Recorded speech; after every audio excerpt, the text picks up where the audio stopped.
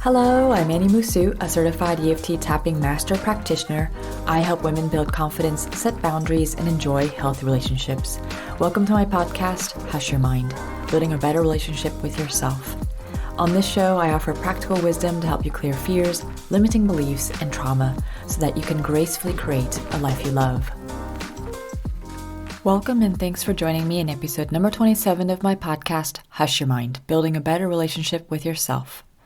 Years ago, I learned a word that made me shed tears of joy and sadness: codependency. This 12-letter word summed up my relationship woes. I could finally grasp the rugged edges of my pain and examine it like a scientist. Oh, how it all made sense. Constantly walking on eggshells, beating myself up, people-pleasing. Nothing was wrong with me. I had learned these behaviors early on to make do with conditional love. After the elation of identifying the problem, a wave of grief enveloped me. This new awareness pointed to the mountain of recovery to climb. I heaved a long sigh. So, what causes codependency? Codependency refers to an imbalanced relationship pattern where one person feels responsible for meeting another person's needs and sacrifices their own needs or feelings. This pattern can result from damaging relationships with parents, toxic, emotionally unavailable or neglectful relationships, living with someone who has an addiction, or caretaking someone who has a chronic physical or mental illness. Codependency often happens when a child adopts unhealthy beliefs and behaviors to survive in a dysfunctional home. To get the acceptance and love they need, the child sacrifices their integrity and feels responsible for others' happiness. The child learns to hide their talents, ask for little, and harshly judge themselves. These unprocessed experiences accumulate through adulthood. What's more, we live in a shame-based society that fosters anxiety and self-doubt. That's when codependents often numb their feelings through food, sex, shopping, drugs, alcohol, etc., and the same learned patterns appear in toxic relationships with colleagues, partners, or other loved ones. A particular dynamic occurs. Person A, the taker, needs person B, the giver, and the giver feels worthless unless they fulfill the taker's needs. But it's not always well defined. In my case, my husband Loic and I unconsciously switched roles at different times. Ultimately, people with consistent traits of codependency disconnect from who they are and mold themselves for others' approval. It becomes a grueling chase to prove we're good enough. Recovering from codependency asks us to heal from deep shame. Here's a quote by author Robert Burney. Quote, "This dance of codependency is a dance of dysfunctional relationships, of relationships that do not work to meet our needs. The fact that dysfunction exists in our personal and professional relationships is a symptom of the dysfunction that exists in our relationship with ourselves as human beings." End quote. Let's get into the 5 signs of codependency. Codependency traits can sometimes arise in daily life, like when we feel responsible for another person out of guilt, obligation, or fear. An example is when I felt bad that I couldn't financially help a friend in need. For some people, these traits appear most of the time in many relationships. And for others, these patterns emerge some of the time with certain people. According to Codependents Anonymous, there are 5 main patterns. Listen to the 5 signs and see if you can recognize the negative patterns you'd like to change. Signs of codependency often include 1. Denial. You may feel afraid of expressing your true feelings to the other person. Are they going to explode? Will they blame and criticize you? Since you don't know how the person will react, you get the feeling of constantly walking on eggshells. If you do express your feelings, you may minimize them or feel guilty. Sometimes we've denied our emotions for so long that we don't know how we feel or what we want. I didn't realize it at the time, but this phenomenon slowly seeped into my life and became my default mode.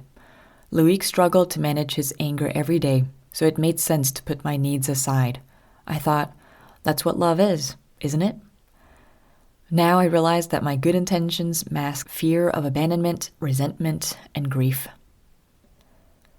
Sign number 2 of codependency is low self-esteem. You may find yourself harshly judging your thoughts and actions and never feel good enough. Making decisions becomes difficult. You tend to look to others for approval instead of valuing your own perspective. You might feel disconnected from your intuition because you've learned to find a sense of safety outside of yourself. It can be scary to even think about setting boundaries, let alone communicating and honoring them. On one hand, you might feel embarrassed to receive recognition, and on the other hand, you might aggressively seek recognition to compensate feelings of worthlessness. Having low self-esteem can actually drive us to feel superior to others. We might struggle to admit our mistakes and flaws. We live in a society that encourages perfection despite the resulting pain and illness. As an ex-perfectionist, I've crawled back to life thanks to the healing power of self-acceptance. Sign number 3 is compliance. You might spend most of your time and energy doing things for the other person that they could do themselves. It's common to neglect your hobbies, activities, and friends. It can seem normal for you to put aside your thoughts, emotions, interests, and values to avoid rejection. You tend to become hyper-vigilant of others' emotions and feel anxious. Asking for help can be difficult, especially if you're worried about how the other person will react. In my experience, I did this as much as possible until I couldn't take it anymore. An argument would burst and last an entire day. My partner and I somehow navigated the murky waters. Then the cycle would start again. Codependents tend to stay in harmful situations too long. Leaving the relationship may or may not be possible for different reasons. The desire to win approval often holds us hostage. Sign number 4 of codependency is control. Codependents often feel the need to rescue others because they believe people can't take care of themselves. And when people refuse their help or advice, codependents become resentful and manipulative. Believe it or not, people-pleasing is a way to manipulate others. The need to feel needed forms the base of a codependent relationship. You may become demanding and impose rules about how the other person should behave. It can be hard to admit, but you might try to convince others of your compassion, shame others, or pretend to agree to get what you want. The habit of controlling others didn't come out of nowhere. We learned these behaviors in our early years to offset uncertainty. And finally, sign number 5 is avoidance. As you can imagine, it becomes easy to put up a wall. People with codependent traits may avoid the other person to maintain distance. Our body can only handle so much stress and calls a truce. Addictions to people, places, and things temporarily soothe anxiety. Suppressing our feelings and emotions keeps us from confronting them and possibly causing more problems. When you do have to talk to the other person, you might pay extra attention to how you communicate to avoid conflict. So, how do you recover from codependency? I recommend checking out podcast episode number 15 about how I transformed my formerly codependent marriage. Basically, we acknowledge our emotions, heal our inner child, set boundaries, cultivate self-compassion, and discover who we want to be. EFT tapping does wonders to release emotional blocks that drive codependency. You can book a complimentary discovery call with me to see if we're a good fit. Just visit hushyourmind.com/coaching. The link is also in the show notes. Ultimately, we must undergo a metamorphosis. Codependency often gets passed down generations. We learned in childhood that it wasn't okay to acknowledge our feelings or talk about them. For some people, it seems normal. But that creates a harmful relationship with ourselves most of all. I've lost my sense of self in a few codependent relationships. The pain of feeling not good enough ran deep. Many times I doubted there was a solution. Recovering from codependency implies a metamorphosis. The entire way you see yourself and others gets flipped upside down. I got torn apart from the inside out. But accepting myself has given me the freedom to become whole. And now I have the pleasure of looking back in awe of the empty chrysalis.